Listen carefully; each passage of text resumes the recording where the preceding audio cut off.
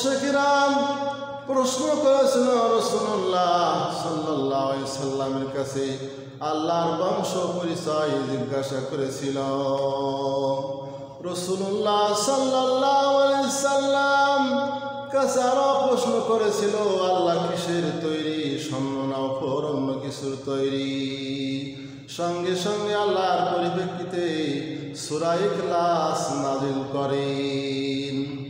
বিসমিল্লাহির রহমানির রহিম।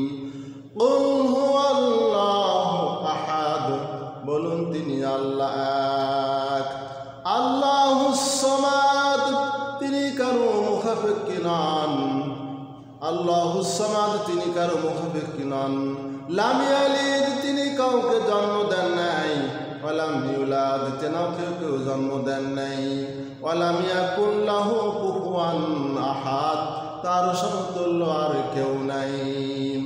হযরত আনাস রাদিয়াল্লাহু তাআলা বর্ণিত জনৈক ব্যক্তি রাসূলুল্লাহ সাল্লাল্লাহু আলাইহি সাল্লামের কাছে এসে বলল, ইয়া রাসূলুল্লাহ, আমি সূরাটিকে খুব ভালোবাসি। রাসূলুল্লাহ সাল্লাল্লাহু আলাইহি সাল্লাম বললেন, এর ভালোবাসা তোমাকে জান্নাতে দাখিল করবে। হযরত আবু হুরায়রা রাদিয়াল্লাহু তাআলা বর্ণনা করেন, রাসূলুল্লাহ সাল্লাল্লাহু আলাইহি সাল্লাম বললেন, তোমরা সবাই একত্রিত হয়ে যাও, আমি তোমাদেরকে কোরআনের এক তৃতীয় অংশ শোনাবো। যাদের সম্ভব ছিল, যাদের পক্ষে তারাই সবাই একত্রিত হয়ে গেল।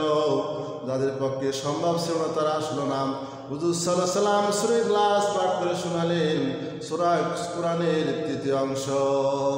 এই কোরআনের সূরা ইখলাস যতক্ষণ পর্যন্ত হুজুর সাল্লাল্লাহু আলাইহি সাল্লাম বলেন, সূরা ইখলাস ফালাক নাস যতক্ষণ পর্যন্ত তোমরা না পড়েছো, বলে এতক্ষণ পর্যন্ত তোমরা নিদ্রা যাও না।